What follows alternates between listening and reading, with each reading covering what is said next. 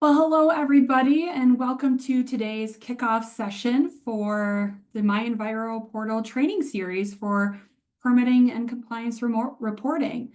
We are excited to have all of you here to join us for this first of the many training sessions as we roll out all of our permitting and compliance stuff for MiEnviro. The shift of these programs has been in the works for a really long time, and we're really excited to bring it to you. I know there's been lots of anticipation on both our end and yours, moving timelines, delays, adjustments, and we really greatly appreciate everybody's patience as we work towards bringing you this product. First off, my name is Caitlin DeVries. I'm from Eagle's Environmental Support Division. I'm the Air Quality Outreach Specialist for Air Quality. So you'll be seeing me on a bunch of these training series as we kick them off to you. So before we dive into the official training and into the system, I want to cover some quick housekeeping items and let you know how things are going to be working today. So first off, all lines are going to be muted and will remain muted throughout today's training session. I also wanted to let you know that we are recording this training in case you need to jump off or want to share this training with another one of your colleagues. We're going to be recording it as well, and we will post that recording to our webpage so that you have the ability to go back and re-review it if you want to, or if there's anybody else in your area that may have not been able to attend today's training. And lastly, I do want to let you know that if you have a question, please go ahead and put those questions into the Q&A box located at the bottom of your screen in your Zoom toolbar. We do have some time set aside today to answer those questions for you, and we are going to do our best to get to as many of those questions as we can. Since this is the introduction and the kickoff, if you've got really specific questions related to permitting or an ROP, or to compliance reporting, we may not have all of those specific questions for you today, as we do have a lot of that content and information planned in our scheduled training sessions for those program areas. So before we get in here, I want to let you know who you're going to be hearing from today. So Amy, if you could go ahead and turn your camera on. You're going to be primarily hearing from Amy Haywood. Amy is Air Quality's MiEnviro coordinator. You may have recognized her from a bunch of the other MiEnviro stuff. She'll be presenting on several of these training sessions throughout the series. We also have Dave Morgan and Corey Save from AQD's Data and Application and Technical Support Unit, who are on the line for question and answer portion of today's training.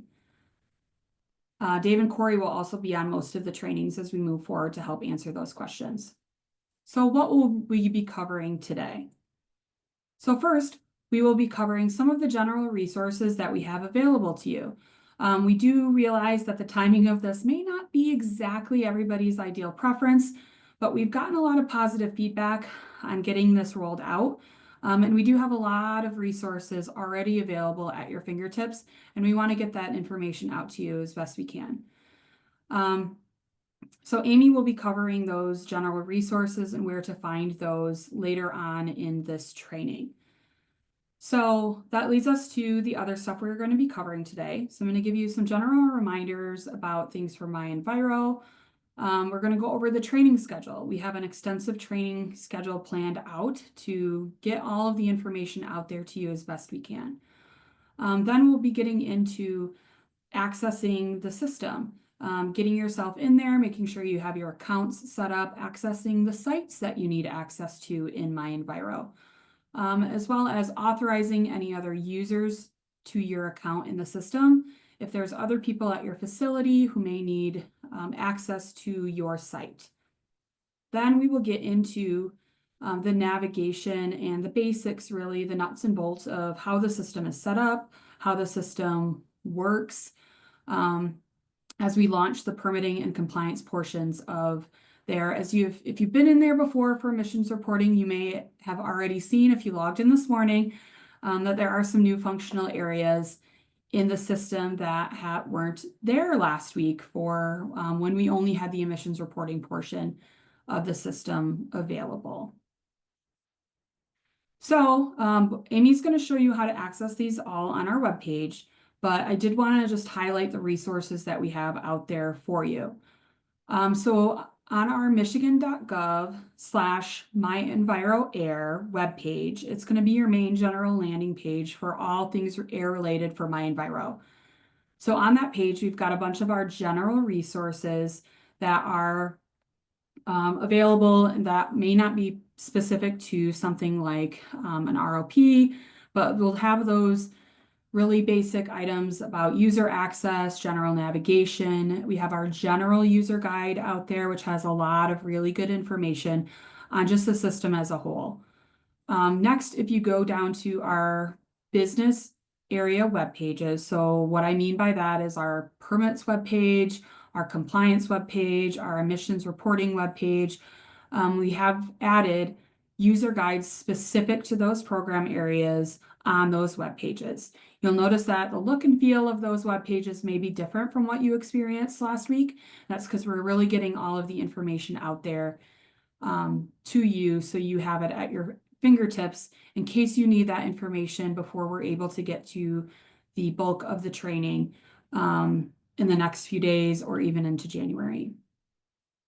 Lastly, your user account, once you log into there, you'll see that the user account itself up at the top, and Amy will show this, will direct you right back to those resources if you're in the system and want to get back there.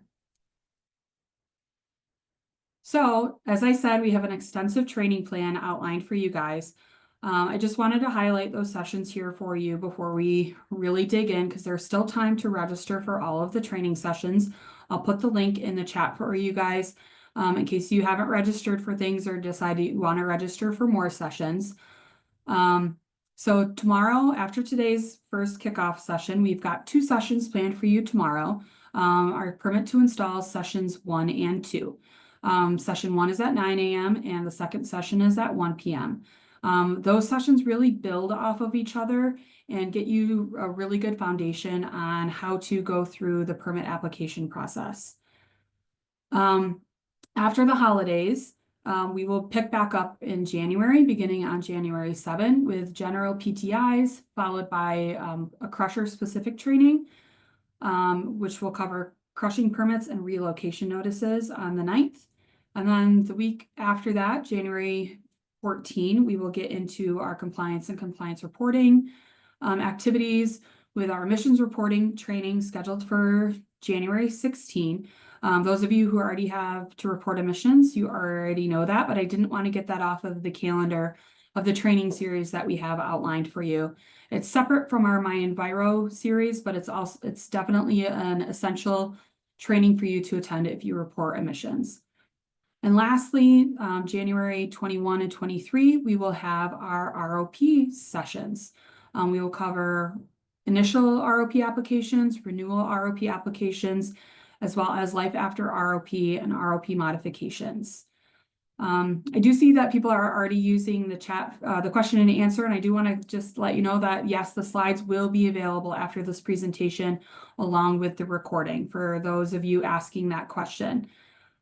Get that right out of the way. So, Amy, I have covered all of the general things. So when you are ready, you can go ahead and take it away and get us into some of the content of MiEnviro.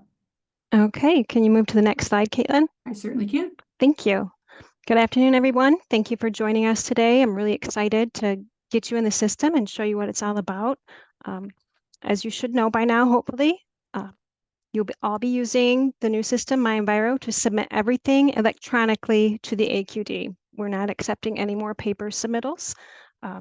We've taken hundreds of thousands of records from various databases and migrated that data to MiEnviro portal.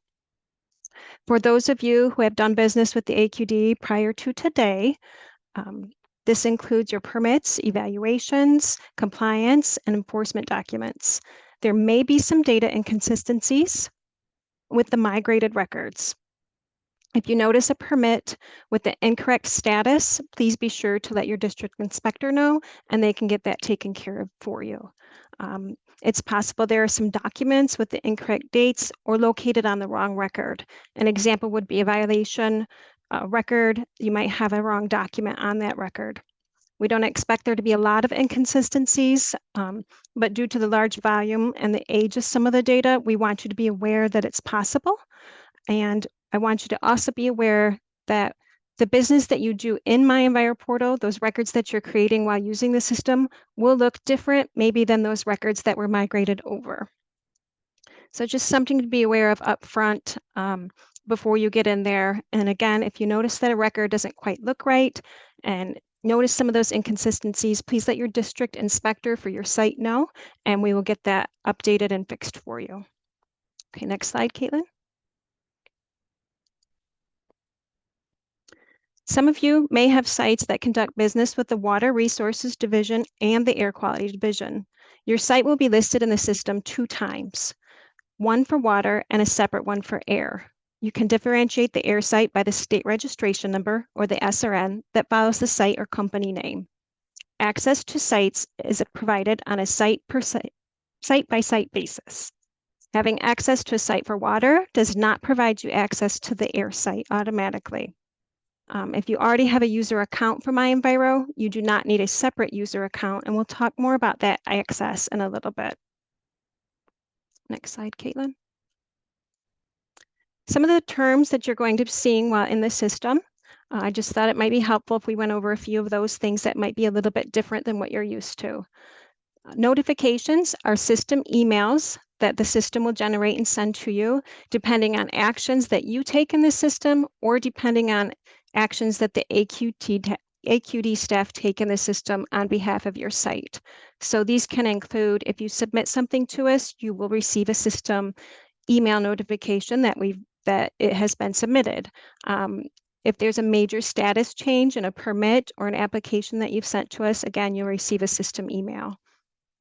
When a district inspector comes to your site and does an inspection, the system refers to those as evaluations.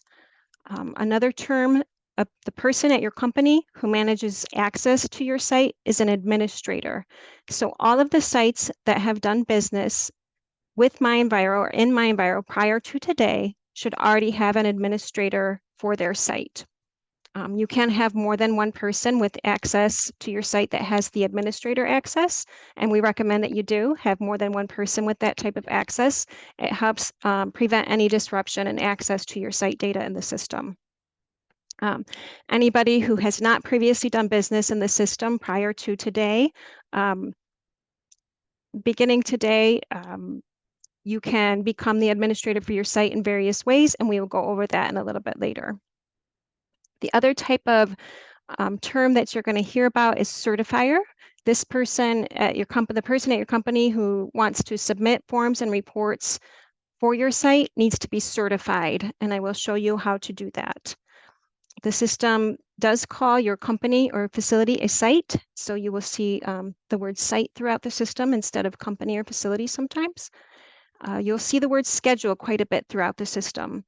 This system refers to a schedule, a formal report that AQD has added to your site that's site specific for you to use as a schedule. And I'll show you where those, where that word is and how to differentiate between the different schedules.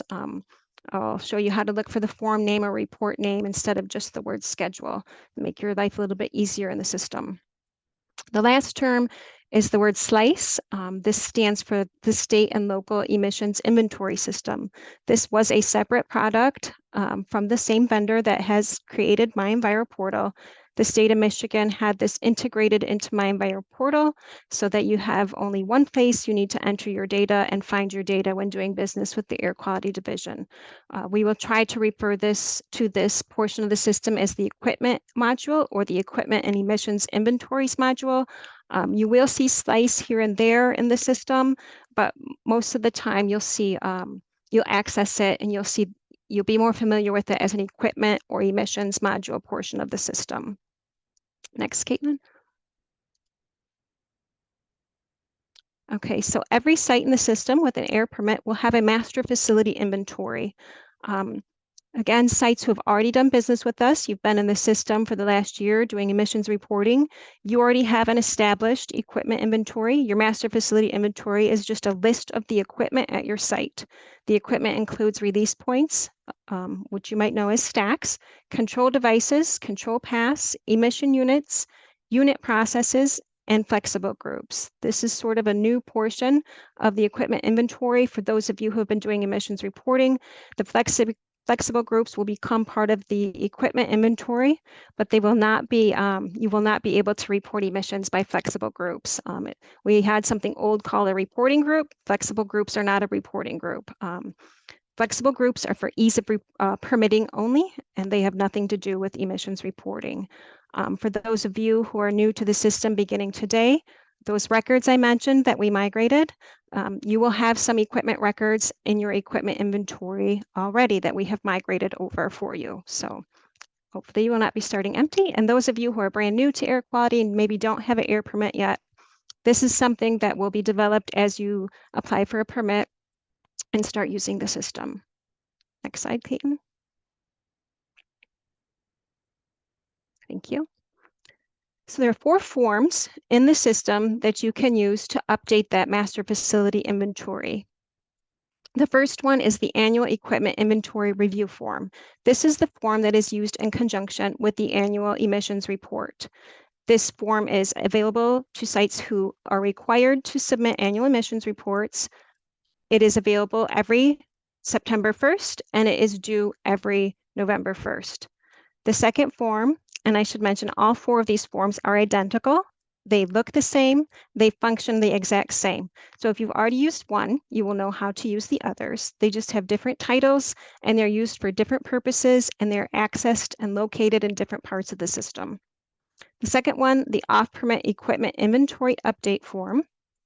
This is used by sites who maybe want to, maybe you got a new control device or it's not permitted, but you want to add it to your equipment inventory, and it's outside of that annual equipment inventory review form season for emissions reporting, or you're going through the renewable operating permit process. You would use this form to add equipment to your inventory, or say that some equipment has been shut down in your inventory. The application equipment inventory form and the notification of installation. These are both used during the permitting process, and our permit engineers who are doing the training tomorrow will go more over these forms, but these are only part of a permit application and used in conjunction with the permitting process. Again, they're all 4 identical and they look the same and they function the exact same, but I just wanted you to be aware that there are 4 of them and they are similar, but used for different purposes because you'll be seeing them in the system as you're in there working. Next slide, Caitlin. Okay, we're going to talk about access to the system. There's 3 things you need to do to be able to use the system. You need to have access to the system, and creating a user account gets you access to MiEnviro portal, and that's all it does. So after you go through the process to create a user account, you'll be able to access MiEnviro portal, but you won't be able to see or do anything until you go through that second step of getting site access. So how do you get site access? Those of you who've been doing business prior to today should all have an administrator for your site.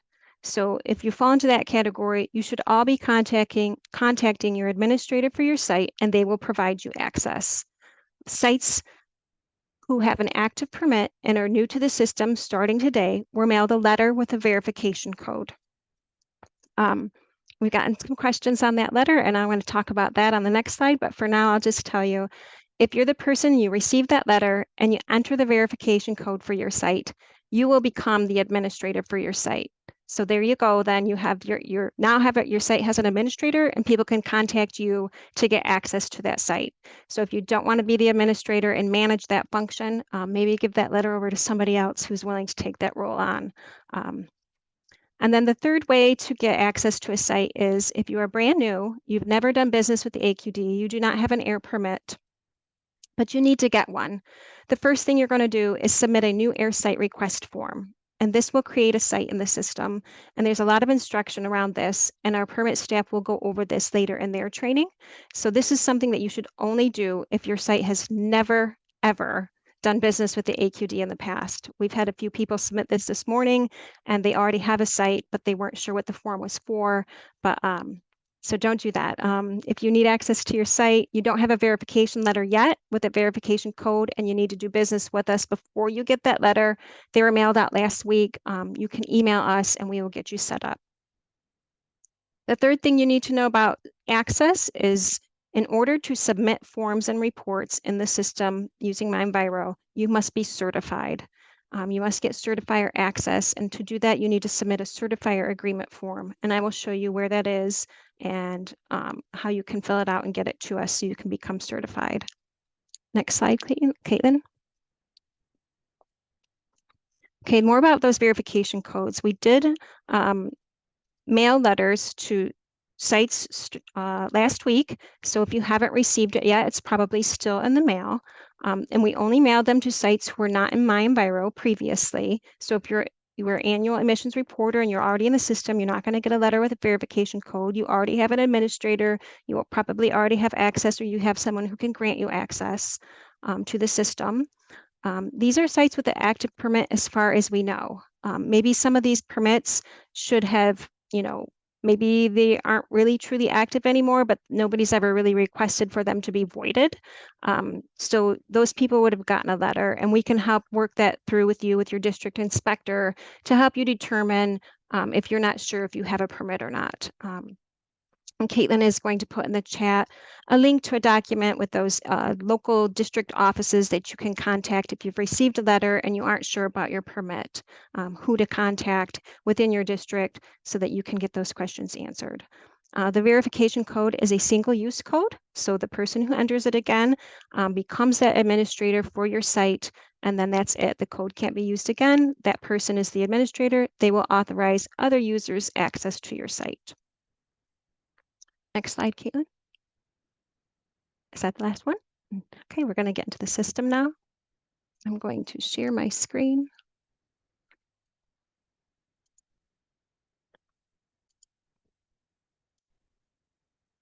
Caitlin, are there any questions about any of that before I get started in the system? Yeah, there were a few questions that came in about, especially those user roles and access. So one of the questions was, what if someone who was an administrator but is no longer with the organization? The question was, we have a new director and they're new to the position. How do they make someone an administrator? Okay, if you only had one person with administrator access on your site and they're no longer employed, you can email eagle-air-MiEnviro, and I'll show you how to find that email, and let us know that, and give us the state registration number for the site that you need access to, and we will get you set up. The key is to try to have more than one person with administrator access. In the event that they leave employment, there's no disruption in access to your site. But if that happens, you can email us and we will get you set up. Perfect. I mean, just a couple more questions here, but mostly about responsible officials. So questions coming in about, is a certifier the same as an ROP responsible official? Okay, there are lots of different categories that someone can be to be certified, and I was going to go over that when I got to the Certifier agreement, but I can touch a little bit on it now. To become certified, you need to be a direct employee of the site. You need to have either administrator or editor rights on the site, and you have to have access to the site. We do get a lot of Certifier agreement forms where the person doesn't have access to the site, and I can't access the functionality to approve those Certifier rights until you have access to the site. You do not have to be a responsible official to become certified, but you have to have somebody in that level of authority who signs your certifier agreement form on your behalf to say, we want this person to be certified for our site. Those are outlined on the certifier agreement form, and I'll show you where to access that, and you can read those instructions on that form that shows you which type of authority the person has to sign that form for you on your behalf. Perfect. Thanks for that, Amy. I'm going to hold off on the other certification one, certifier rights questions, so you can get more into that. But there was just a couple more that I think this might be still a good time to answer. So question is, what if the site has multiple administrators? How do they know which one of them has received the activation email? Okay, I'm not 100% sure what they mean by activation email. When you create a user account in the system, and I'll show that here, every person who uses MiEnviro portal needs to have their own user account. So when you create a user account, you each get your own email to activate your own user account, and then you access the site. If you're talking more about the verification code that is sent in the letter, I'm not sure who's receiving that letter at your company, but the person who enters it will become the administrator, and they can certainly, once they're the administrator, authorize additional users as administrator if they need to. So if that person has more questions on that, Caitlin, have them put that in the chat, because I'm not 100% sure what they mean by that. Perfect. Yeah, will do. One last question, then I'm going to kick it back over to you, Amy. So, and I'll answer this one. So there was the question about, are there still future plans to merge the water and the air sites together for a facility? Because you touched on that as that they're separate and how to distinguish between the air and the water sites. And to the answer that is eventually, but we don't have a timeline for that. So stay tuned. I don't think it's going to be anytime in the near future, but hopefully down the road when we have that information, we will share it. But that is the ideal for now. But we don't have any plans in the near future to merge them. That would be down the road. So, Okay. Amy, I think you can get us into the system. Okay, to clarify, this is a testing environment that I'm using today.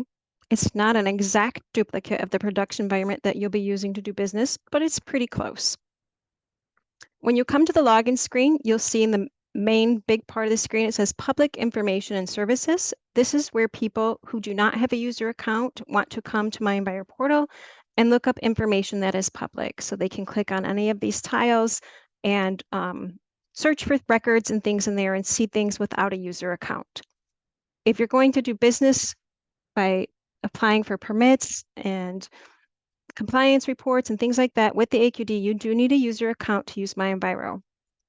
You're going to click Create an Account under the Sign In button at the top right. You're going to fill in your first and last name, enter the email address 2 times, and it is case sensitive on this screen. You're going to enter the password 2 times, and it is also case sensitive, and you're going to click Create an Account.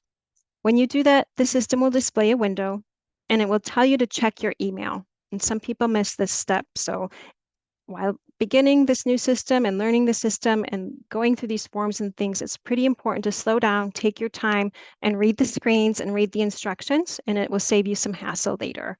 So the screen will tell you to check your email, and you're going to check your email and click a link in there. Once you click the link, that activates your user account, and the system will prompt you to select and answer 5 security questions. Once you've done that, then you have a user account to access MiEnviro portal. And as we talked about on the slide, that just gives you access to the system. It does not give you access to a site yet. So I'm not going to create an account. I already have one. So I'm going to click Sign In at the top right of the screen and log in as if I was a site user, external user like you are.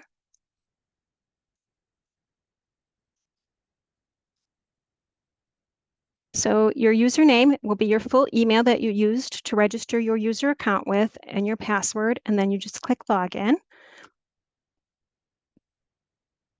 Okay, now we're going to talk about how to get access to that site. So if you were in the system previously, your site has an administrator. If you entered that verification code, you are now the administrator. You want to authorize other people access to your site. If you have access to more than one site, up here at the top left navigation menu, you'll see the word All. I recommend whenever you're doing business or anything in MiEnviro, you always should select the site that you want to view information for and work on. You're going to get a lot more options and selections here on this left navigation menu screen when you do that. And you're going to get the authorized users screen when you do that. The authorized user screen is, unfortunately, it's not available on all because access is provided on a site-by-site basis. So make sure you always select the site you want to work on and then go to the functional area that you need to work on. So as an administrator, I need to authorize other people access to my site. You're going to click on this authorized user screen at the bottom left. And at the top, you're going to click the green Invite User to Join button. I'm going to show you how quick and easy it is. I'm going to invite Caitlin to join this site. Enter her email. The person should have a user account, but if they don't, and you do this, when they go to click the link to activate or to get access, the system will prompt them to create a user account if they don't already have one. This is where you select the role that you want the person to have. You can authorize other people to have the administrator role. So as an administrator, you can authorize other users and you can remove user access and you can make edits to forms and reports. The editor user role, you can make edits to forms and reports, and the viewer user role, you can just view items on the site and on forms and reports. You can't make any changes. So I'm going to make Caitlin an editor, and I'm going to click this Send Invitation button at the bottom. It becomes green and available to click once that required information is all filled out. I'm going to click Send Invitation. Okay. She's an internal user, so she can't have access. Sorry about that. I'm going to click Send Invitation. And now the system sends Caitlin an email to invite her to be a user on this account as an editor. Okay, so you can see here, I'm an administrator and I have certifier rights. Caitlin is being invited as an editor. If I want Caitlin to become a certifier so she can submit forms and reports, she needs to fill out her own certifier agreement form. And to do that, up here in the upper right-hand corner is your first and last name, which is your user profile. So I'm going to click on my name.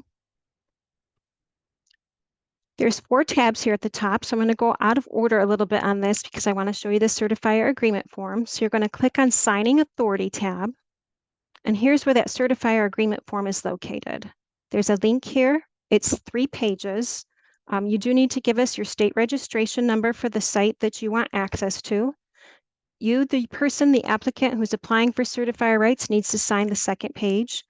And then some person of authority, and the form does list who those people are: responsible official, plant manager, the CEO. People who fall into those categories can sign that 3rd page to authorize you as a certifier. You do need to mail this form. This is the only paper form, unfortunately, that you can't submit this strictly electronically. This form does need to be mailed to the address listed on the form, and we will process that for you and approve your certifier rights once we review the form. I do want to mention this form needs to have a wet ink signature. If you mail it with electronic signatures, we will email you and ask you to send us a new one. Okay. And while we're on here, Caitlin, was there any more certifier questions that I didn't cover? Yeah, there were a couple of them. One question on there was, where can people see who is a certifier for their site in the portal, or who is just assigned to their site at all in case they need to Okay. ask somebody to be on there? Okay. I will show you that in just a second. Well, I can show it to you right now. I'll exit the profile. Again, I've selected my site at the top of this left navigation menu, and I click the Authorized Users screen. So this will show you who is authorized on your site. This shows yourself and what your role is under this role column. I'm an administrator and I have certifier status. And Caitlin has been invited as an editor, but you can see it's pending. So she has not clicked the link in her email yet to join the site. As soon as she does that, she will have an open button over here, just like I do, instead of a delete button. And it will no longer say pending invitations.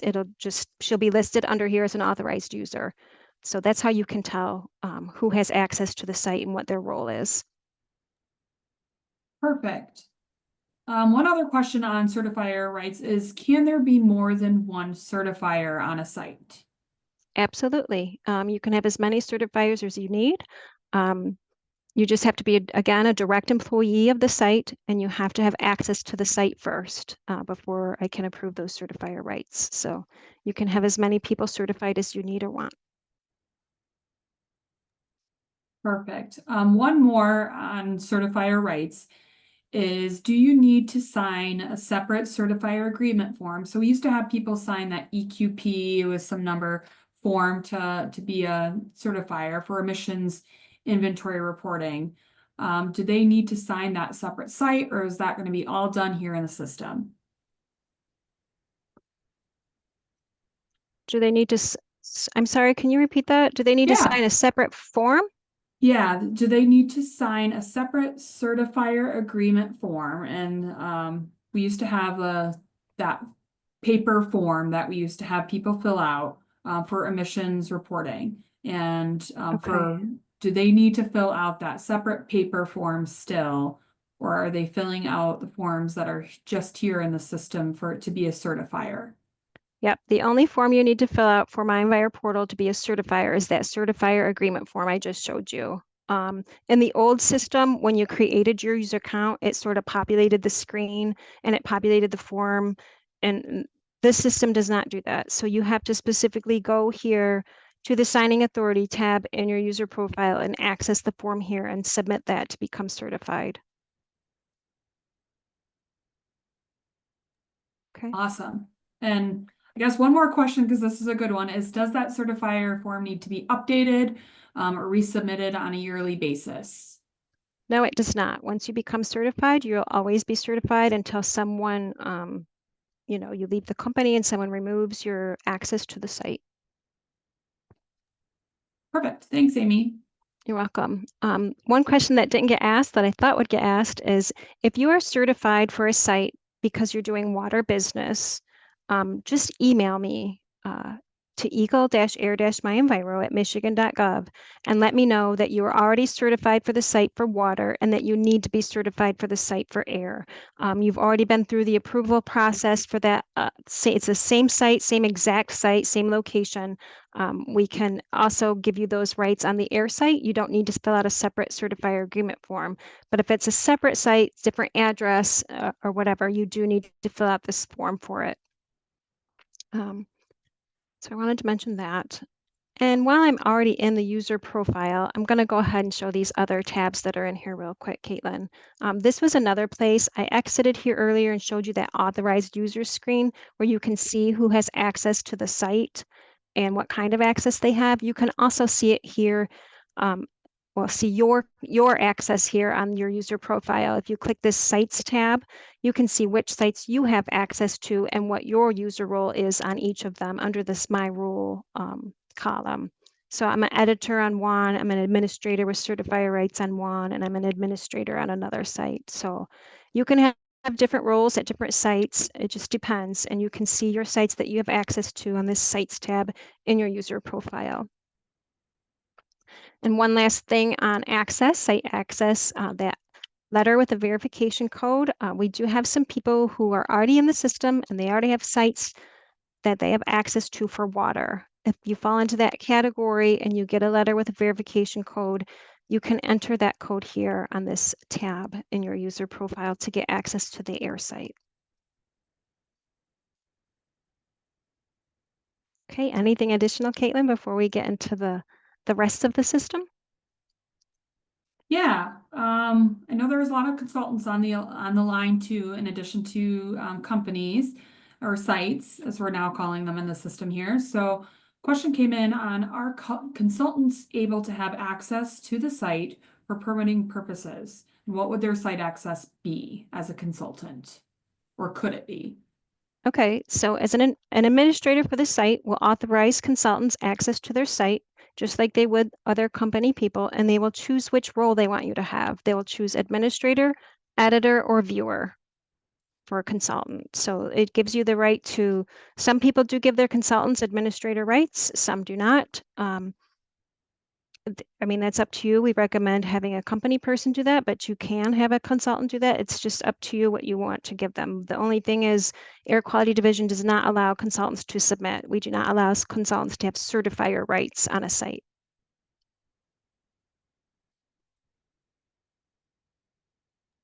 Perfect. Thanks for that, Amy. You're welcome. I think you are good to move on to the next portion. Okay. All right. This is your dashboard. I'm going to switch back to the all view for a second.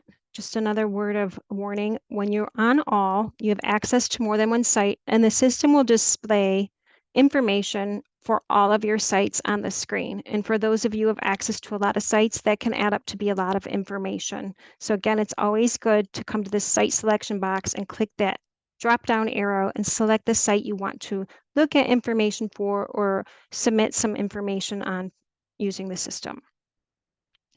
The dashboard screen, to me, is one of the easiest ways to manage and see your work and access things. There are different ways to access things in the system, and I'll show you that as we go. It will default to your dashboard, and it will default to this priority category up here at the top left. I did start this form, and it's in my priority category because I did not submit it. You can see here I have a continue button if I want to re-enter this form. I have a delete draft button. If I decide I don't want to submit this form, I can just delete it. This is your main screen. This is where you'll see the majority of your work. You can, down here at the lower left, there's this little arrow. You can hide that left navigation menu if you want more screen area. And then on this right panel, there's some different information here. And depending on which functional area you're on this left navigation menu, or which category or tab you're on within that area, this right panel will display lots of different information for you. I have a fee. I owe $2,500, so that shows right up here, right up front on my dashboard. So I can see that right away. We're going to continue on through these different categories. If you're not finding something on your dashboard, one thing that tripped people up in the beginning was they weren't clicking on the different categories. So you actually click on the words to see different items on your dashboard. This as needed category, you're going to see here that word schedule we talked about earlier on the slide. Schedule is a form or report that the Air Quality Division has put on your site, a specific site for you for easy access. And these are the things that you're going to need to submit to us because of the type of permit you have or compliance reports that you need to submit to us. So they all say schedule, but what you really want to focus on is the name of the form over here towards the right a little bit. They all have a begin button. So if I wanted to submit something, and I will open one so you can see what it looks like. I'm going to open this air fugitive dust plan. And I just want to click begin over on the right.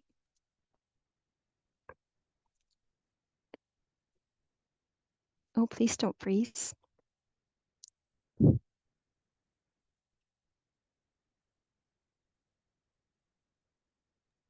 Okay, this is a testing environment, so I apologize for the delay. It did work when I tried this right before we went live here on the Zoom call.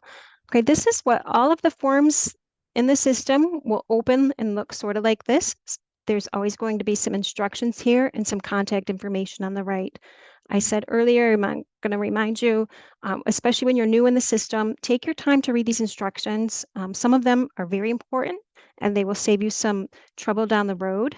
If you read them and follow them, it'll make your life a little easier, especially while you're still learning the system. This one doesn't have very many instructions. It's instruction light, but there are some of them, especially with the permitting applications and forms, that have a lot more detailed instructions for you, and they can be pretty helpful for you before you click this begin form entry button. Once I click this begin form entry button, I don't have access to these instructions anymore. So it's good to just take your time and read them up front before you click begin. So I'm going to click begin form entry to enter the form. All of the forms have different sections and section titles on them. This one only has 3. All of the forms have a review section and a certify and submit section. This form, this fugitive dust plan form, is pretty short. It has some required fields. So all of these required fields must be filled in before I can submit this form. All of our forms, you're going to notice, are going to have this attach file, this box here, where you can click and drag attachments to this box, or you can click choose file and upload them from your computer, and you can make comments on your files that you're attaching. There will always be some instruction here that tells you what size they can be. We're accepting almost every type of document, pictures, Excel spreadsheets, Word documents. I will tell you there's something about the Excel spreadsheets. Make sure you use a good font so that it's legible and readable when people are opening and looking at those. After you fill out a section, and most of the forms have more than just this, or a lot of the forms do have more sections, but at the end of each section, there's a next section button, and it takes you to the next section on the form. And you can see here when I did that at the top left, it turned that report information section. It put an X and this circle next to it and it turned it red. That means I have missing information on that section. So every form has a review section, and the review section is intended for you to review the information you entered to make sure it's accurate before you submit it. So because I have to go back up here to the report information section, I'm going to click on that because I have missing information. I'm going to enter this. I'm going to choose a file and upload a document from my computer. And now all of the fields that are required are filled in. Now you can see this review section turns red and has an X. And you might be thinking, well, I already reviewed that. Well, yes, you did, but you had missing information. So the system is going to make you click on review again to review your data for accuracy. Okay, so anytime you go back and work on these sections, you'll have to complete the review section again. And then you can certify and submit. I'm going to click that at the bottom here, and I'm going to click submit form. This system will display that you have completed your submission. You can view the submission, which we just did in the review, or you can return to MiEnviro portal. You can print this if you need to. It gives you a submission number. It gives you information on it just as a confirmation that you submitted this. I'm going to click review or return to MiEnviro portal home, sorry. And now I've submitted that form. And now because I've submitted it, I'm going to click on this in process category at the top of my dashboard. And you can see here that air fugitive dust plan is here in that category now. It's no longer in the as needed category. I had 20 forms in my as needed category. I entered this fugitive dust plan. I submitted it. So it's in process now. The AQD can review that and process it and complete it. Once they complete their review, it will not be in this process category anymore, but it will be somewhere else, and I'll show you where that is, but it will also be back here on as needed, so that if you need to submit another one, it's always going to be there for you to submit. So these as needed forms will always keep populating back here for you. They do not have due dates. It's a little bit different than some other forms in the system, so I just wanted to show you that. You can click on the draft category, and here's the form that's also in my priority category because I have not submitted this. Okay, and in that in process category, again, I have some other forms that I have submitted to the AQD that maybe they're still reviewing. They've not completed their review of them yet, so they're still in this category on my dashboard. The next functional area or screen we're going to look at is on your left navigation menu under your dashboard screen is notifications. The notifications are the system emails we talked about earlier. Depending on the actions you take or we take in the system, you'll receive different system emails. This notification screen does show you all of your system emails for every site. Even though I have a site selected here, it doesn't sort out the notifications by site. It's the only screen that does that. So this screen will still show you all of your notifications for all of your sites, no matter which site you're on. Basically here you can read these, you can click on them to open them, you can delete them individually, or you can click this box up here and delete them all at the same time if you want to. So there's not a lot to this screen, but these are where your system email notifications can be reviewed and managed if you want to. The next screen down, the site details screen, this provides information, basic information about your site. You can see when I put my mouse over one of these fields, I can't edit this information. So if you see any information here that isn't correct, you can email eagle-air-MiEnviro and we will update this information for you. Make sure you include this state registration number, this SRN for us, and tell us what's wrong and what it needs to be corrected to, and we'll get that corrected for you. The next tab over at the top, Site Plan. This is an interactive map. It places a dot on the map where your site is located. You can look at this and play around with it a little bit if you would like, but I'm not going to get a lot into this today. I was just going to show you that that's where that's at. The Contacts tab, you can click Add Contact and enter contact information here. What I want you to be aware of is if you do that, this Contact tab on the Site Details screen is sort of like a view only. It doesn't interact with the documents that the AQD generates on behalf of your site. So if we're generating a permit approval letter or an invoice or other things that we need to create for site records for you based on business that you're doing with us, the system will not pull contact information from here. So the thing to be aware is if you add like a fee invoice contact here, the person will not get that invoice if it's a different person on a permit record or a different application that you've submitted previously. So again, this tab is convenient. It's a nice view of things, but it doesn't interact with the system and those documents that we generate for you. So there is in the system a form called the Update Contact Information form. If you submit that to us, we will update your contact information in all the appropriate places, so you don't have to worry about that. So that when we do generate those documents, you'll be sure to get the correct person on there. If you can't find the update contact information form, and I'll show you where it's at in a little bit later, you can also email me at Eagle Air, and I will update those contacts for you in all the correct places. Reminds me, Caitlin, I was going to skip up here real quick to the top right of the screen. Sorry for the interruption in flow. I want to do this before I forget because I keep saying email me at eagle-air-MiEnviro. It's a mouthful, so I want to show you that real quick. So maybe I can shorten it a little bit through the rest of the presentation. These links up here, if you're in the system and you're working, at the top, the About link, if you click that, it will take you to the Eagle MiEnviro portal webpage. Our Water Resources Division has been using the system for quite some time, many, many years.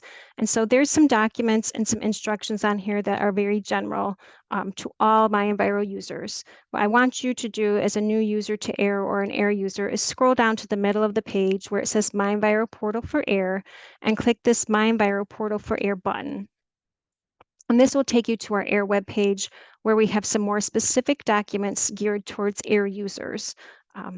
The create a new user account and managing user instructions are here, and Certifier access is all in this one video, and it's sort of separated out into 2 PDF documents if you prefer reading that information. There's some more guides and instructions down here. This general user guide will go over everything that we're pretty much covering today, where to find things, how to access forms and things like that, but not program specific. You keep scrolling down the page. Here are your program areas. So if you're looking for program specific information, how do I fill out my new permit to install application? How do I modify my ROP? Those are going to be in your program area. So you just click on these links and it will take you to those page, and those documents will be there for you to review. Okay, and the second link at the top that I want to show you is up here next to About. It's called Contact. And that email I tell you to keep using, eagle-air-MiEnviro. If you can't remember it, it is a mouthful. It's right here. So you just click Contact, you scroll down, and this is the email you're going to use to get your questions to us. I did want to point out this eagle-WRD email is the system email. So when you're receiving those system notifications, you will see this as the sender. It'll look like WRD's emailing you, but it's the system. So some people have been replying to that email and their questions go to Water Resources Division. So if you have AIR questions, please make sure that you use this AIR email to get those to us when you have questions. Okay, so sorry about that little detour. I forgot I didn't cover those earlier and I didn't want to forget. Go ahead, Caitlin. Yeah, that might be a good time because you were just talking about the separate email for air-related questions and water-related questions. We are getting a few questions here in the question and answer box from people about water and air. So just wanted to kind of bring up some reminders that we already talked about, that they are 2 separate sites still. And notifications, and Amy, please correct me if I'm wrong, notifications and communications from air and water in the system. Air will appear under your air site and water will appear under their water site. Is that accurate, or do we need to double check with that with somebody from the Water Resources Division. All right, could you repeat the second half of that? When you say they're up here, Yep, so you have it, so on their dashboard or their notifications, okay, functional areas over there on the left where you are. okay, If okay, there's some sort of communication from that they need to submit something from air, will that show up on their air page and not on their water? And their water right. only will show up on their water Yes. site since we're not merged yet. Yeah, all site business is separate. Your air site business is separate right now from your water business. So if you're logged into the system and you select this air site, you're only going to be viewing information for air. You're not going to see your water information on any of these screens or functional areas on the left navigation menu. This is all air related business only. You would have to click here and select your water site to see that water information. So you would see maybe if my water site was called Amy's training site without this SRN, and then I would have Amy's training site with this SRN. So that's how it would look in here. Similar to where it says new site training, it would say Amy's training site for water and Amy's training site with the SRN for air. So you would access them separately. Does that help? Yeah, I think that Okay. does. So, and also for people, if they don't do business with air or they don't do business with water, they may not be seeing some of those sites on their account if they've got an air site maybe only or a water site.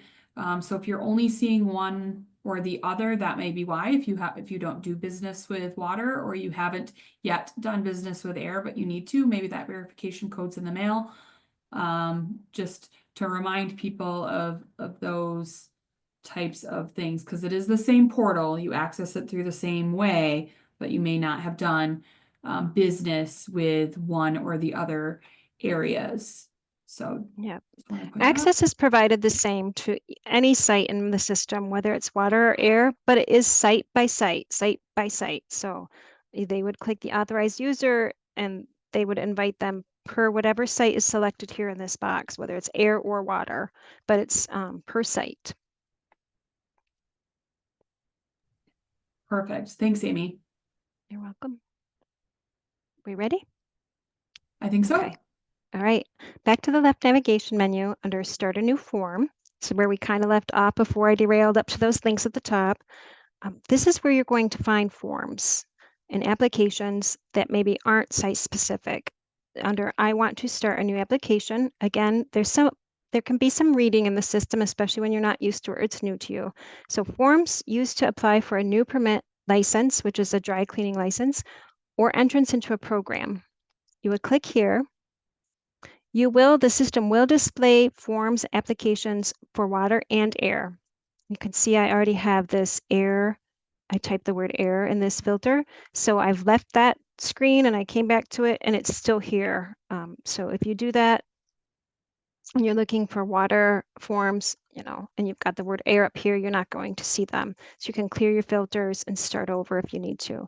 But you can see there's 51 forms or applications here. And if you want to filter that down to the air ones, you can type in air, and then there's less to filter through and look through for the form that you're looking for.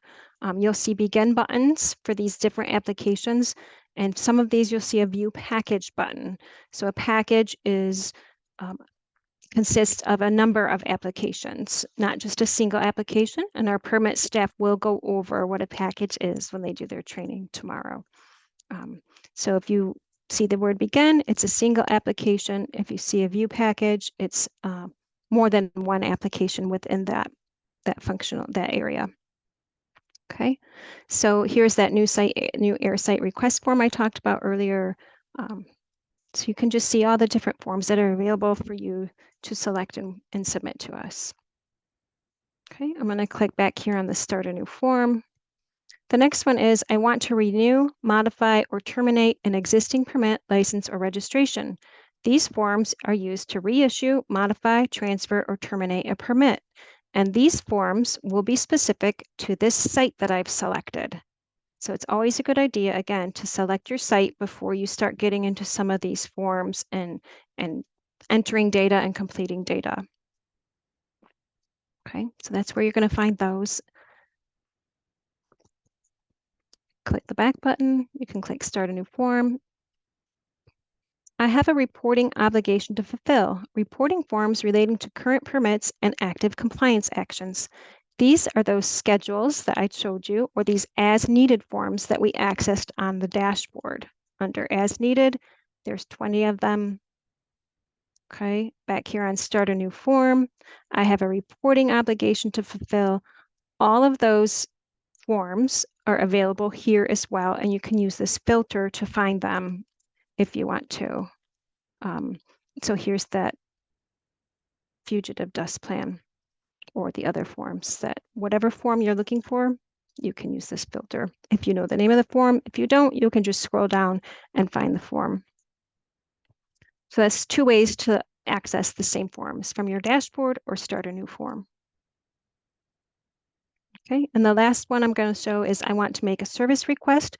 These are forms to use to make a service request. What is a service request? We talked about that update contact information form. This is where you would find that. And you can see the other forms here. I've got it filtered to air already. A fee challenge, a transfer of ownership, a pre-construction monitoring waiver, and that update contact information form. If you have some changes to your contact information, you can find that here. Okay, the next screen down is the submissions screen. This is the third way to access some of these same forms and applications. They're all here. They're all a big long list of them. Okay, ones that you've submitted, ones that you haven't started, ones that are in draft. They're all here for you to access and do things with. So it can be a lot to look at. And I want to point out up here, this filter by status in the upper right-hand corner. The system does default to all active and it gives you a number. So when I click on this drop-down arrow, you can see that there's more than just those 27. So if you're looking for something, usually your filters are what's tripping you up. So you can click on all submissions and it will show you all of them. You can click on the ones that are completed. This means I've submitted it and the AQD has completed their review for it, and I want to look at that. If it's on all active, where it defaults to, you can also use these column filters to look for a specific form. Maybe you've submitted 4 fugitive dust plans and you just want to look at those, just those ones. You can type in the form name here, start to type it in, and the system will filter it down for you so you don't have quite as much to look at, make it a little bit easier to manage. There is a form type you can use. We've talked about that word schedule. So let's go there to schedule, and it will just show you those forms again. So here's your third way to access these. And I didn't want to do that too because I don't want to confuse you, but we are here, so I thought I'd just point it out real quick. So there's lots of ways to find things in the system. If you click off of here, off of this submissions screen, and click maybe on to start a new form screen again, and come back to submissions, that filter will stay there. We call that a sticky filter. They are throughout the system. So if you're filtering on things and you come back a later day in a month, your filters will still be there and you'll only see what it's filtering for. So if you're not finding what you're looking for, again, you want to clear those filters and sort of start fresh from new, from a blank slate, and then start filtering again. You can change the order in which the data is shown in any column title by clicking these arrows, and it'll change the order from ascending to descending and such. And then you always have these functional buttons over here to do different things on the right-hand side to continue your draft or view or revise something. And you'll have these ellipses, this 3-dot ellipsis buttons over here on some of the records. And you'll see them as you get to using the system, where you can delete a draft, or it gives you different options, okay? Each ellipsis gives you a little bit different options depending on what you're trying to do in the system. We're going to go over back to this left navigation menu and click on permits. All sites in MiEnviro for air will have a RPT permit. It's not a real permit. It's a system placeholder. It's a sort of a fake permit. I don't really know how to describe it best, but it is a system placeholder that allows us to put specific forms and reports on your site for you. So everybody has this RPT placeholder permit. It's not a real permit, but you will have your real permits in the system now. So those are there for you. I just wanted to point out the difference between the RPT and your regular permits that begin with PTI or ROP. Sorry about that. And the different columns show you the different information, the status that you can filter on. And again, that little ellipsis over here that you can do different things by looking in there. Evaluations, we discussed earlier on the slide that evaluations is an inspection in the system. So you will see completed inspection records on this portion of the system. And you can look at these, see, what's going on at your site and read those records. Violations, if you've had any violation notices, those will appear here.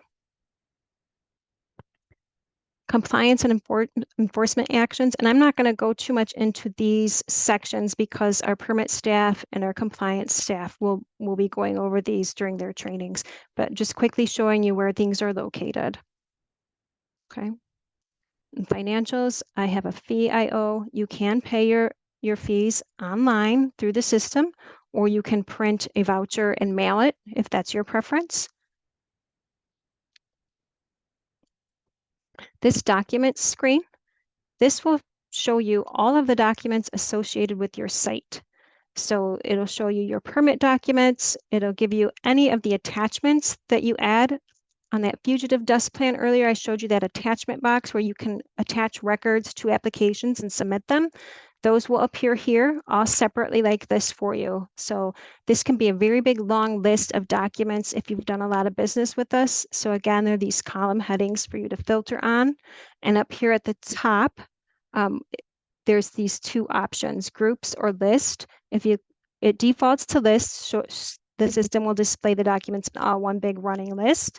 If you want to click groups, it will label them and group them by topic for you so that you can find documents maybe easier that way, if that's your preference. It has the ellipsis. You can click on this and you can preview a document. You can download the document, or you can click on the document over here. And my documents aren't real, so they're just test documents. But if you click on the document, it gives you this little magnifying glass and you can click it and open it. And this is my permit to install my conditions. This is my permit record. You can click view full PDF down here at the bottom middle on the document. It says it's showing pages 1 of 11. So if I want to just look at them here on the screen, I can click view full PDF and the system will pull up the document. There's these little plus and minus magnifying glasses. You can click plus to enlarge it. There's another download button. You can download it again. So if you decide, yes, this is what I'm looking for, now I want to download it. Or if you just want to read it here, you can click through and look at your permit document. To exit out of the document, just click anywhere off of it on the screen and the document will close. So this is pretty convenient. You can click this box up here at the top left and it will select all your documents and you can download all of them at once. Down here at the lower left, there's a download button, or you can just maybe click 1 or 2 if you want and download both of those. So there's lots you can do here to get your documents out of the system if you want to review them out of the system. The next one and the last functional area that we're going to go over is the equipment and emissions inventories. Earlier on the slide, I told you this was called Slice. I'm going to go ahead and click here just to show you what it looks like a little bit. I'm not going to get into these forms today. You can see at the top of my screen, it creates tabs when I do things, and it created this Slice tab. So that's why I wanted to point out to you that that's what the system is called here. But on the right panel over here, here's the name of my site. It has some identifying information. This right here has caused a couple of questions from people. Your roles at this facility are editor and submitter.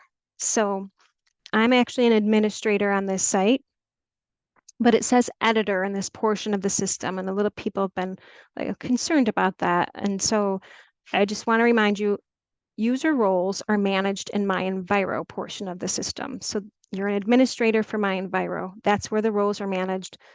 The roles are not managed here in Slice or the equipment module, but I can edit things in this portion of the system, so I'm an editor.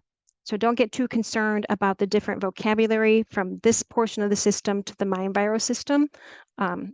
It was a separate product that we had integrated into MiEnviro portal, so it does function a little bit differently, and the terminology is a little bit different over here. So this is what I really wanted to point out to all of you here is this View Master Facility Inventory. On the slides earlier, I told you every site will have a Master Facility Inventory, which is a list of the equipment at your site. And this is how you can access that list. You can click PDF and it will give you an Excel spreadsheet that gives you a document that you can look at that list.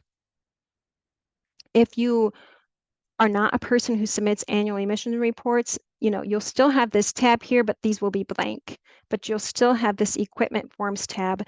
And when you are submitting one of those 4 equipment forms that we talked about, you will access those here.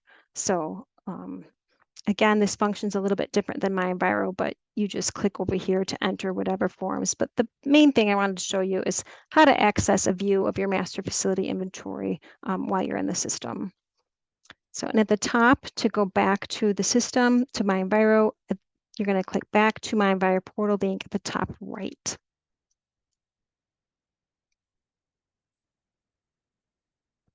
Okay, Caitlin, questions?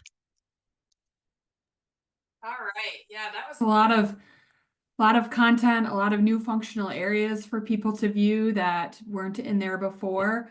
So a lot of stuff to go over. So there are quite a few questions coming in, a lot of them about like the forms and those things. And I know we will get to some of the more specifics in the trainings as we go further. But some of them I think we can answer for people today. So first question is there a size restriction for document submittals to be uploaded? Are they going to get that kickback like they do in Outlook or something? Those attachment box will display the size, and it says 500 megabytes on there per document. Perfect. All right. So the next question is definitely a question that I know is new because it's new terminology to us, is about schedules. So Okay. the question is form and schedule, are they interchangeable terms? I'm going to read this one on so there's a little bit more. Okay. Are there forms that are not schedules and schedules that are not forms? So maybe a little differentiation between those. Okay. Well, I'm on the dashboard screen and I'm in the as needed category. And you can see here where it says schedule on permit. So the system considers this form a schedule. All of these forms where it says schedule on permit. A schedule is simply a form or report that the AQD has specifically placed on your site for you. Okay. And then an application or a form that's not a schedule is something you would access from Start a New Form. Like, I want to start a new application. These are not schedules. We did not schedule these on your specific site for you. You would come here and access these because you need to or want to, not because we've said, here it is, it's ready for you. It's already on your site. So that's the only difference. Does that help? Maybe not. It can be a confusing term for people. Yeah, I think so. Just something to maybe add there to make it a little bit more relatable. So schedules are what you're required to do for the air quality division. So you're required to report a specific form. So for your Title V facilities, you're required to submit and semi-annual compliance report to the air quality division. Your form is your vehicle to submit that to us. So maybe that helps kind of differentiating between those two. They are very similar and they are used a lot of times in conjunction with each other, but thinking about it that way may help people to differentiate between the form and the schedule. So but really good questions coming in on that. Amy, a few more questions coming in on the start a new form portion Okay. of the functional area. So there's a lot of questions about just different forms that are there when they want to there's a lot of things that can be done from this screen. Mm-hmm. Questions coming in about very specific plans that they're required to submit, on and what all is located there. So could you maybe just give us a little bit more detail as to, like for the reporting obligation, forms in particular, kind of just give us a little bit of a run through of what people might see there and what would happen if they don't see something that is specific to the type of plan or form that they were hoping to submit? Is there a general form that can be used if they can't find what they're looking for? Okay, so you will find those forms again on your dashboard as needed. And the same exact forms are found on Start a New Form. I have a reporting obligation to fill. These are the ones that you're required to submit. If you do not find the specific name of the form that you think you should be filling out, you can, one, contact your district inspector. And if it's not here, they could, if there is a specific form for that, they can place it here for you so that you can access it. Or there's this general compliance report form that you can access. And it's very simple, basic form. And our compliance reporting people will be going over these forms in more detail on their training in January, I believe. But it's the same as the other form that I showed you. So it is located on the Start a New Form. I have a reporting obligation to fulfill, or your dashboard as needed category.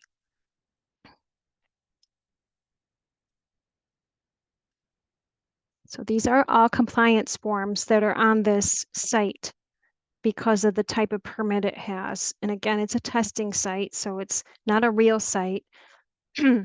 But these are some of the things you'll may be seeing on your site that are required. Perfect. Yeah, so I guess when a lot of these forms were developed, Air Quality really tried to pick most of the compliance forms that we see pretty commonly, across all of the different types of permits, but there may be specific times where there's not the exact one you're looking for, and that general can be used. And it's always a good idea to reach out to your district inspector or to our eagle-air-MiEnviro@michigan.gov email address if you're looking for a specific form, but you don't see it either on your dashboard or here to start a new form, and maybe we can help you out in picking the correct form that can be submitted. I think we also do have instructions in our compliance user guide as to what these forms mean and what reports that maybe you had been used to submitting previously on our paper copies that will now be put into the system here using these electronic forms. There is, Caitlin. There's an appendix to the compliance user guide that lists out every form that there is and what it's used for. So excellent. All right. So there's a question in here about we've done a lot of data migration, as people can probably gather if they've been in the system at all today. The question is about if their site includes reports that aren't required for their site. Example that they're giving is additional monthly or quarterly ROP reporting, and they're showing that those are due. So Dave Morgan has indicated to me that they're working on refining some of those quarterly and monthly ROP reporting reports. So if you're seeing that on your screen and it doesn't apply on your dashboard and it doesn't apply to you, we are already working to make some of those updates, and they should be taken care of by the end of the week. So keep in mind that there's still some of those kind of fine-tune adjustments that we're making in that data migration. So if you see those errors, as you kind of continue logging in tomorrow, stuff should even be cleaned up a little bit more for you, but definitely send those to our eagle-air-MiEnviro@michigan.gov email address, and we can help you sort those out if we know those are already getting cleaned up or if we need to help get those cleaned up for you. Yeah, Amy, I have some more questions on forms if you Okay. wanted to answer those Sure. or if you want to move on. Okay. Some other questions about forms that are coming in is just maybe a reiteration of so from today forward, everything should be submitted using the system. Can you just clarify that, as today is our go live date, and just want to Yes. clear for that for everybody? Yes, if you need to submit a permit to install or anything for your renewable operating permit or any compliance forms, reports to us, you should be using the system to do that from today forward. Okay. And I am getting a couple questions in here about, are we taking a quick 5-minute break? And we are not, unfortunately, today. I know we've done that in the past, just because we have a lot of content to get to, that we are pressing forward. So a reminder, we are recording this webinar and we will be sending out the slides that we've presented on before. So if you do need to step aside for a quick coffee break, please go ahead and do so, and you won't miss anything because we'll send this recording link out to you once it's ready, as well as posting it to our website. All right. So Amy, some more questions that are coming in here on forms specifically. Let's see here. So it was about frequency of the forms as well. So who should they be contacting if the forms that are showing up looks incorrect? I know I just said that we were doing some data cleanup, but should they also contact their district inspector? Would that be another good place for them to start? Yes, if they are seeing forms that are incorrect on their specific site, they can contact their district inspector.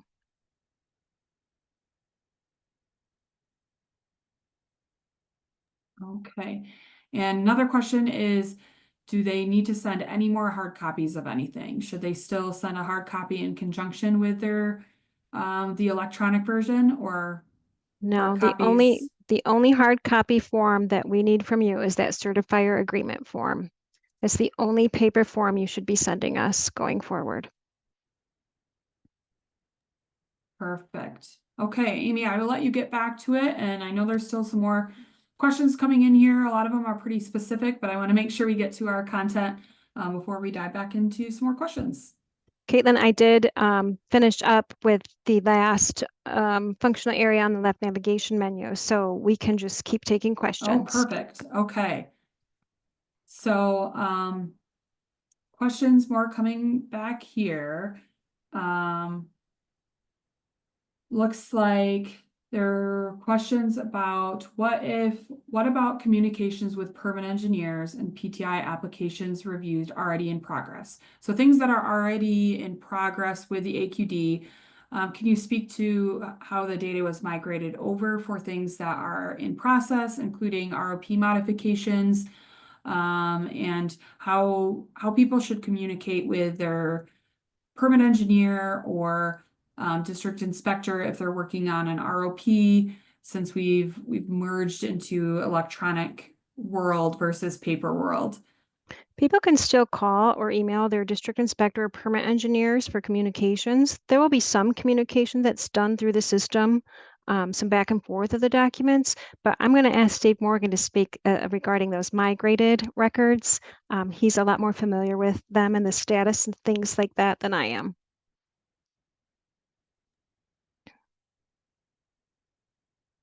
Thanks, Amy. So yes, we've had a lot of my data that has been migrated from our legacy systems, and we've tried to fit it in the right box, but we've basically been trying to consolidate 3 various databases that didn't speak to each other, and we are putting it into a single in MiEnviro, a single database. So as far as information, if you come across something that does not look right or is not in the right area of the system, the first thing you need to do is contact your district inspector, and they'll be able to understand the process of whether the data, how the data can get fixed. So that's the first thing. In terms of permits, we have migrated over all permit records that were submitted prior to December 10th and that we got logged into our systems. We migrated those over as in-process applications, and anything that was completed prior to then is in the system as a completed record. So, so any application that you already had in-house should be in MiEnviro. And if it's not, if you don't see an in-process permit or application record, then again, speak with your respective office, whether it be the district office for your renewable operating permit, or whether it's the permit section staff for your permit to install. But everything that was in-house as of that date should be in MiEnviro. Perfect. Thanks for that clarification, Dave. I know there's a lot of stuff, a lot of moving parts, and a lot of applications people have already worked hard to get into the air quality division to get processing. So we have done that work to put it over into MiEnviro, and our tracking through MiEnviro will move over to there.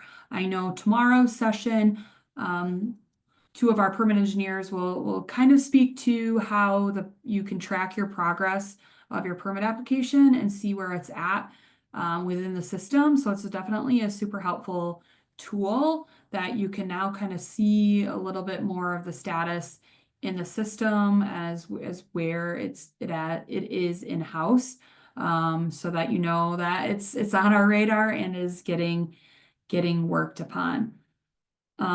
So Amy, I'm going to switch back over to some questions about some of the user roles, specifically for being a certifier. So question coming in here about that is wondering if you are an approved as a certifier submitter for one reporting activity. For example, you're approved for emissions reporting. Are you then already made as a certifier to submit for something like a permit modification? And you are on mute, Amy, just to let you know. Okay, thank you. Sorry about that. Okay, so you don't get certified per function or form in the system. You get certified for a site. So if you're certified to submit on behalf of the site, you are certified. You can submit any of those forms or reports that require that certification. There is one caveat to the ROP permitting process. You must be the responsible official who submits those ROP forms and reports, and the ROP staff will go over that in their training in January.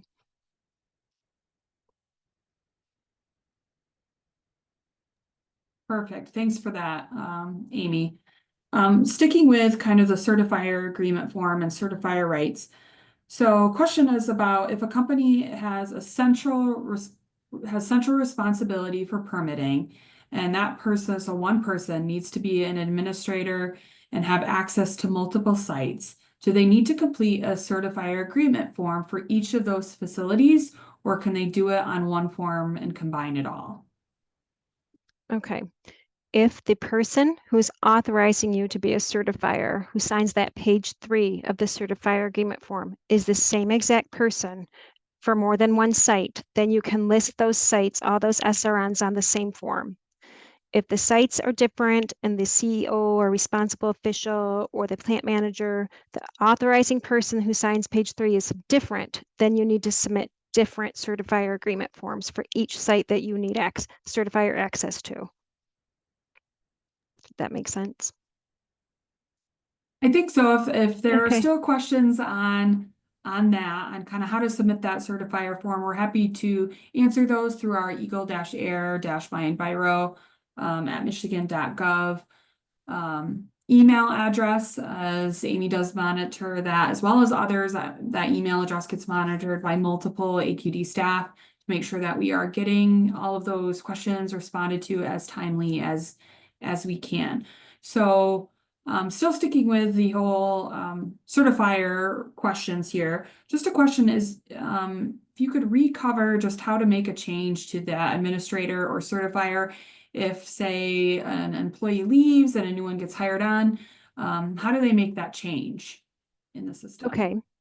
An administrator can add or remove user access. So if I wanted to remove someone's access from a site, You would select your site at the top of this left navigation menu and click on the Authorized Users screen. And then you're going to click Open to the right of that user.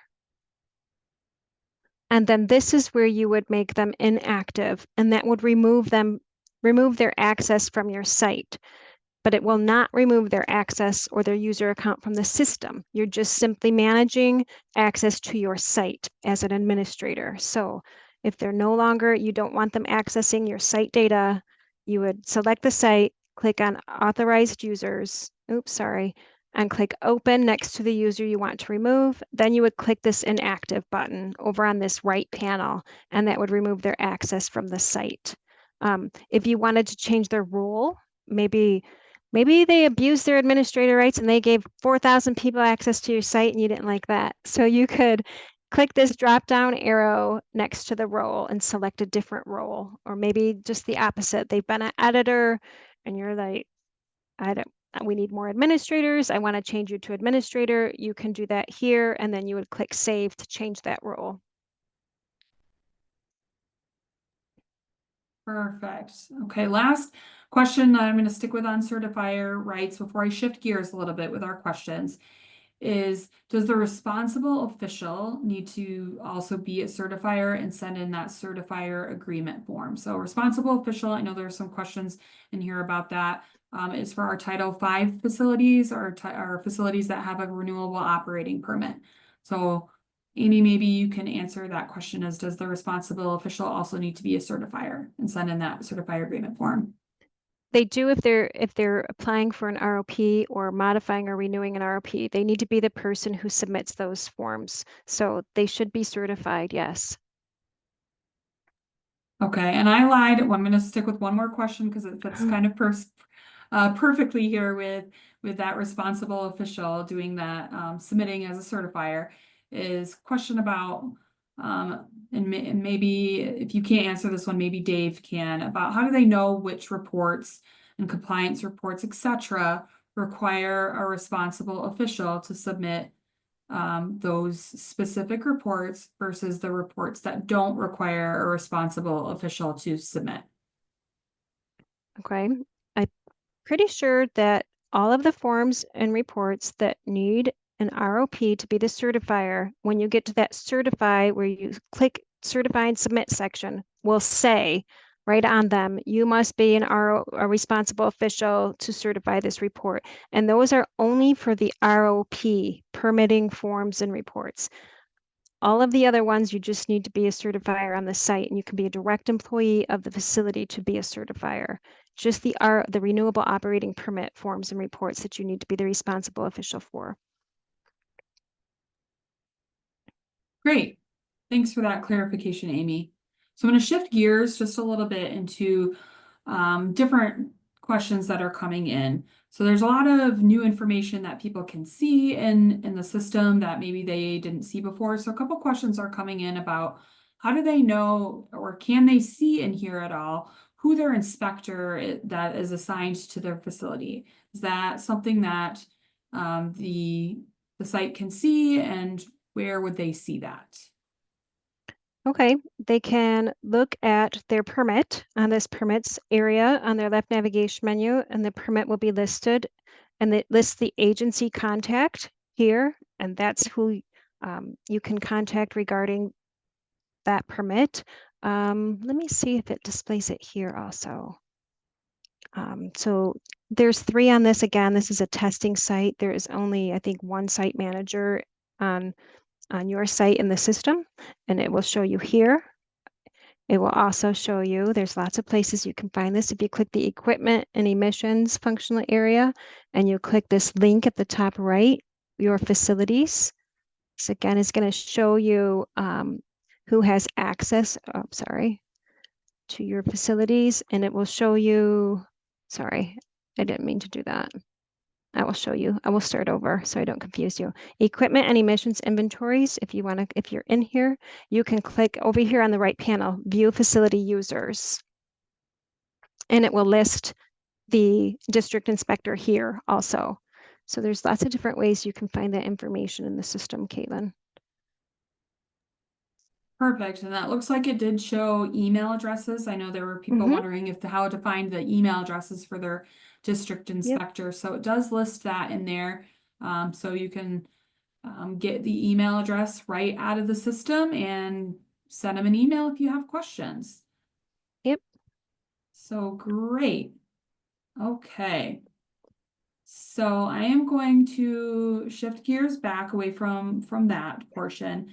And I just wanted to highlight here that there was a question coming in about people still sending hard copies to EPA Region 5. So the submittals to us doesn't change what you're submitting or how you're submitting things to EPA. And Dave, you can correct me on that if I'm wrong, but still submit how you would normally submit anything that goes to EPA in addition to us, the same way you were prior. I don't believe our system talks directly to EPA. And if I'm not hearing Dave pipe in, I'm gonna stick with that answer as it does not. So continue to send in those, whatever you send into EPA Region 5, still into EPA Region 5 in the same format.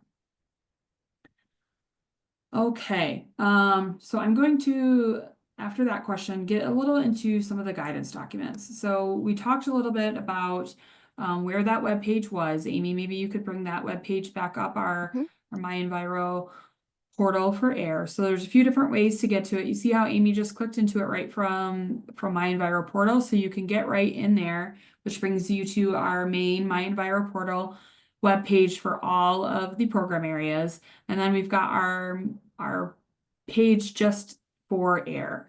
So question coming in about the various guidance documents that we have, one in particular to our Life After ROP workbook. So we don't have that one updated yet to reflect the changes in MiEnviro, but most of the questions that would be answered in there are also answered in your user guides. So to get to the permitting or the ROP specific guidance documents, you would click on permitting. I see Amy's hovering over it. And that will take you to, if you could click on that, Amy, that would be great. Okay, I wasn't sure if you wanted me to.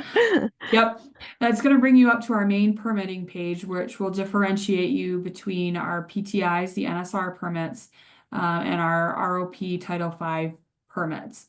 So to get to your ROP ones, you're going to still go to the ROP page, and we will get those, and those will be posted. They are all up right there right now. So just to also keep in mind there, like our Life After ROP does walk you through kind of what do I need to do to make this change after ROP? A lot of those guidance documents and the instructions are still valid, and we still have a lot of those available for you to use. You're just doing kind of the vehicle, as I explained before, the work versus paper versus hard copy. A little bit different doing that in the system.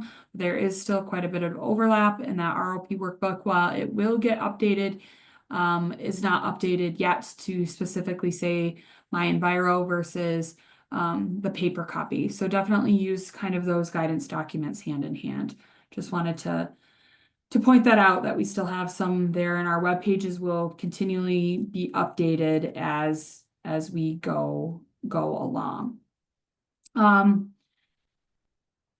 So thanks for pointing that out, Amy. We do, just another reminder to people that we have staff available to help you during this transition time. And those guidance documents are there to get you through until we can get you a specific training that you may be looking for in January. Amy, next question that I'm going to feed to you is about, you showed the page where people can pay a fee. So the question is coming in about if they receive a violation notice that has some sort of penalty associated with it, what types of fees can they pay through this? Is it just for their emissions reporting fees that can be paid through here, or will, moving forward, any penalties associated with a violation notice or a consent order also be paid through here? I knew the answer to this at one time, but I'm not sure if it's changed. So I'm going to ask Dave Morgan to answer that question. Sorry, Dave. Yes, I think that you will be able to pay through the system for enforcement penalties. But that part of the system is still somewhat in configuration. So stay tuned on that. We'll get additional information out when that functionality is available. Perfect. Thanks for that, Dave. I know there's a lot of moving parts and a lot of things that we're going to get out there, and our financials and some of that may be coming later in some of our additional training sessions. There are some questions coming in about those training sessions. So I will highlight our training sessions and the other available opportunities here in a minute after we get through a few more of the questions, because we definitely know there's a lot of questions out there. And if people have to jump off, I know it's 2 hours can be a long training session. Again, this is being recorded and will be posted as well. So,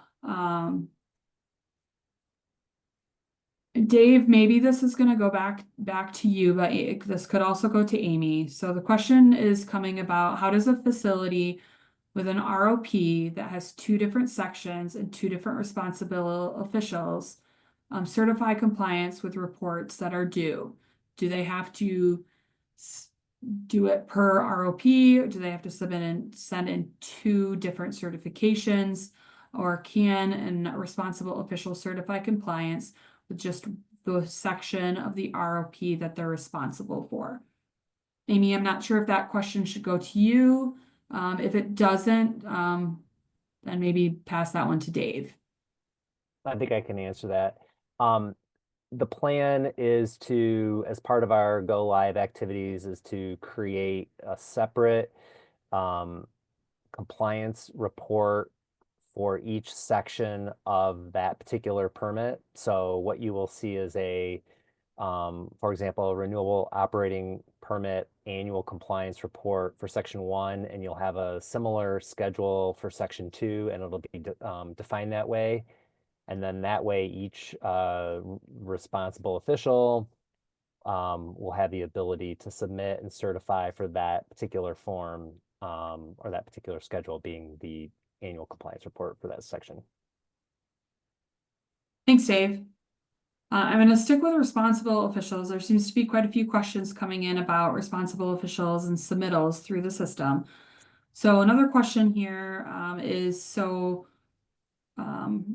responsible officials on ROPs, do they need to have a MiEnviro account as an admin in order to submit those renewals, modifications, or other reports that they're required to submit as part of their requirements and their permits?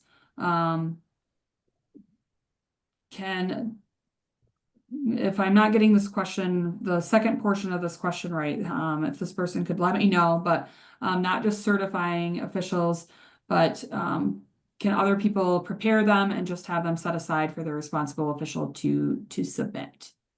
Yes, you do not have to be an administrator to get certifier rights. You can be an editor on a site. So responsible officials who don't want to deal with the admin part of granting access to other users can just be an editor if they want to and get those certifier rights so they can log in. And if they have other administrators or editors working on those forms and reports for them, you can log in and look at that work that they've done before you submit it. So you can have multiple people in there working on the forms, and they don't have to be a responsible official to make those edits, just to submit those. Yep. Perfect. Thanks for that, Amy. I know the new terms that we use can be confusing between what we used to use, especially for emissions reporting, the whole primary prepare. Now we have hopefully the new editor, certifier, viewer, a little bit less of a tongue twister for people to say and know kind of which roles that they have. I do have, Amy, a few people asking questions about that they're not seeing on when they're logging into their site. All of the functional areas over on the left-hand side.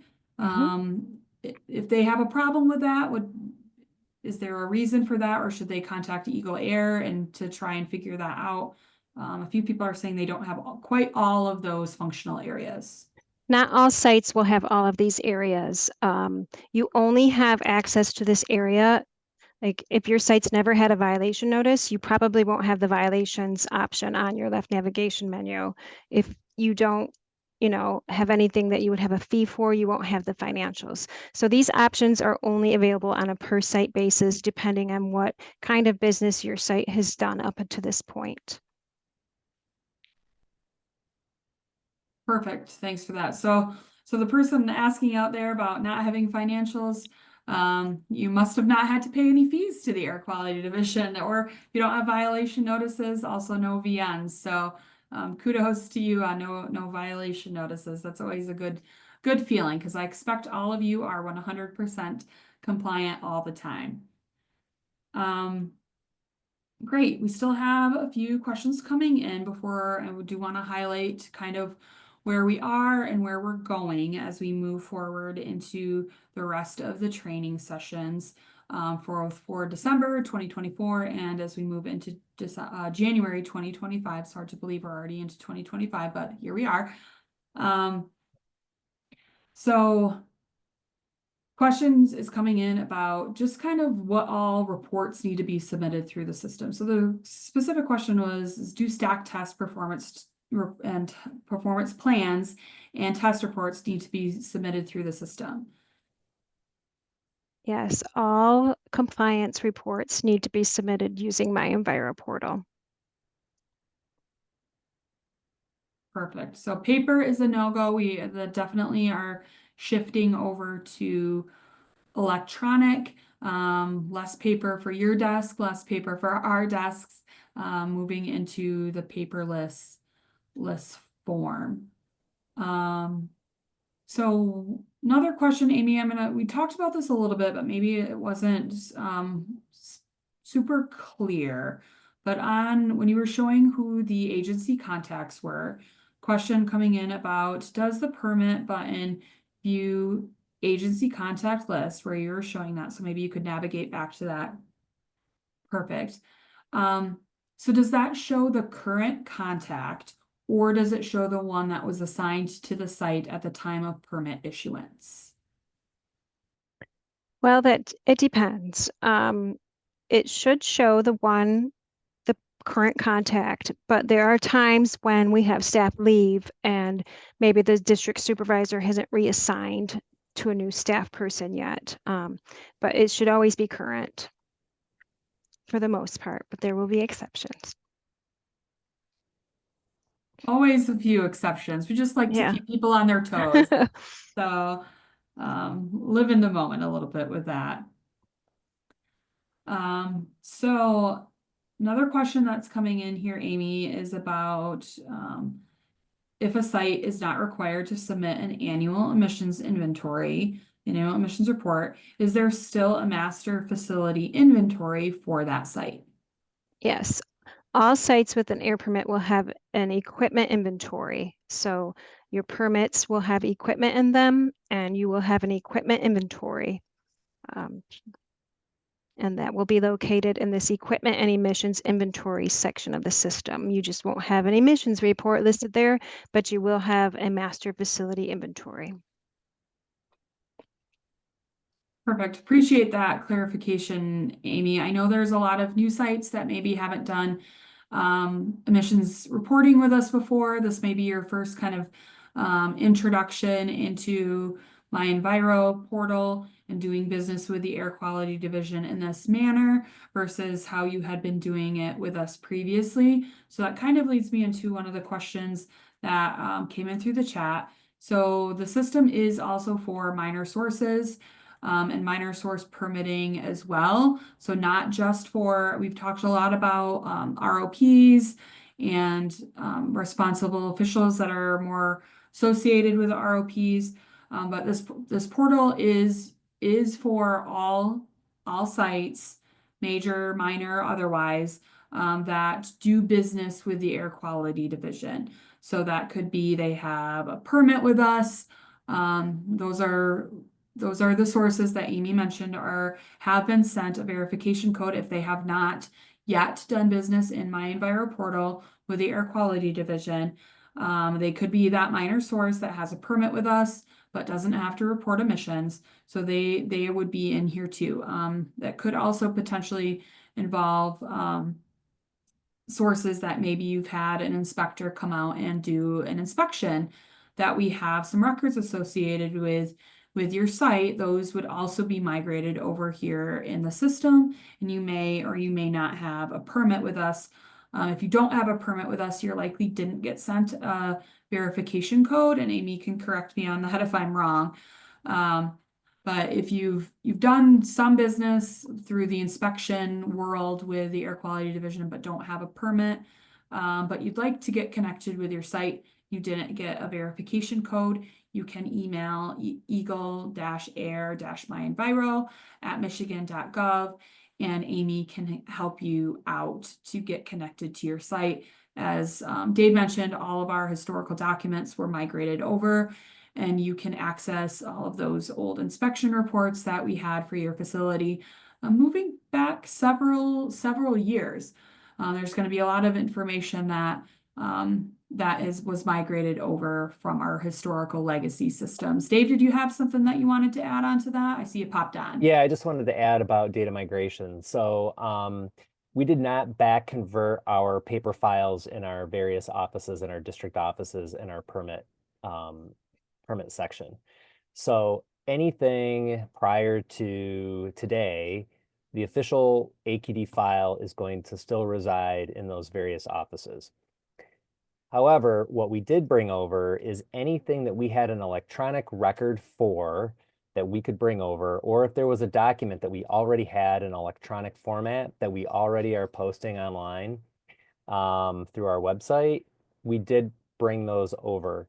So just to clarify, so you're not going to see every single document that's out there, and every single document that goes as far back as the permit record will reflect in the system, and that's because we just didn't have the electronic document. So that's part of where you will find some gaps in the information in the system. We tried to provide as much as we possibly could. I think we brought over 220,000 types of records from permits and evaluations. And I know that we have over 69,000 documents that we've added to the system, but we're still going to find gaps. So again, if you see gaps or something that is not there, it's going to either be related to data migration or some data issue that if you have concerns, again, bring it up to the particular office, air quality office. Great, Dave. I appreciate you giving us some additional clarification on the data. There's a lot of data over the years that air quality has from doing business with all of the great folks like you on the line. So I'm going to get to just a couple more questions here before we shift back into kind of our wrap up as we near the 3 o'clock hour. Amy, maybe this next question can come to you. We touched on it a little bit, but maybe didn't super clarify. So the question's coming in about, for example, if a company has to submit something like a stack test for an exempt piece of equipment that's not in a permit. So would they still be doing that through the system? And then I guess just to kind of clarify that is, what if that person doesn't have an SRN because maybe they don't have a permit? We didn't send them a verification code. I guess those are two different things, no SRN versus no verification code. But can you just walk us through that just a little bit? Can I kick this one over to Dave? I'm not 100% sure what they're asking. Yeah, and let me know if you want me Okay. to repeat that, Dave. I don't know if you heard what I said. So the first thing is you have to have a site in the system, and you have to be connected to that site, as Amy said. And so if a company is going to submit a stack test and they don't have a site in the system, then they're going to have to go in and submit a new site request form to get a new site added. And then once the site is added into the system and the confirmation is back from AQD, then we'll be able to, then you'll be able to go into the system, and submit that compliance report, that stacks test compliance report. Great, I appreciate that, Dave. And maybe if they don't know if they have an SRN or a site that, because you didn't get a verification code, again, you can contact your district inspector if you know who that is, or your local district office. I did throw some information in there on how to contact your local district office into the chat earlier. Or again, I've said this a lot of times, but contacting our eagle-air-MiEnviro email address is always a good starting point, and then we can get you the proper information. So with that, I'm going to shift gears. Amy, I'm going to take back over control. I am going to get us back into our kind of next points on where we're going from here. So as we move forward through today, you've kind of given a big scoop, a little scoop, depending on your familiarity with MiEnviro on the system as a whole. So I do just want to highlight again our next sessions that are coming up. Tomorrow, as I mentioned, we've got permits part 1 and part 2 at 9 a.m. and part 2 at 1 p.m. And that's really going to dig into those forms that Amy was talking about the PTI submission package. We're really going to walk through some of those forms and how to fill them out, as well as some of the other forms that might be associated with those submission packages and when you might use those. And then part 2 is going to build upon that even more, getting you further along in the application process until you're ready to submit. And then kind of what happens once you submit and how some of those back and forths that you may have experience with about your permit engineer requesting some additional information. How do you get that to us? How those types of things, we will really dig into the more of the nuts and bolts of that tomorrow in those 2 parts 1 and part 2 training sessions. Then we're going to break for the holidays and then get back into the training sessions again in January. Still keeping with the permit theme with your general PTIs and your crushers on that first week. And then the following week, we will be getting the 14th in particular, we will be getting into some of the specific questions that were coming into the chat about your specific semi-annual reports that you may have to submit, your stack test reporting requirements, those types of things, and how to submit those to the air quality division as we move forward with that. Followed up by all things ROP in our last week. And if you can't make it until those training dates, and we totally understand the holiday season, the training coming post Christmas, post New Year's in January. Again, we have all of those resources posted on our website on that michigan.gov/MiEnviroAir, and then scrolling down to those program specific if you're looking for something in particular. So be sure to go to those web pages for assistance. And as always, feel free to reach out to the Air Quality Division, as we do have staff here available to assist you. So with that, we've got through a lot of our questions, but I did want to throw out that Eagle Air email address in case you didn't catch it, so that you can write that down so we can get our questions over to you, or you can get your questions over to us. So with that, I want to thank you for your time for attending today's training. This will get posted online. If you had to step out, you want to re-review it and get into that information again. Otherwise, I will see most of you tomorrow.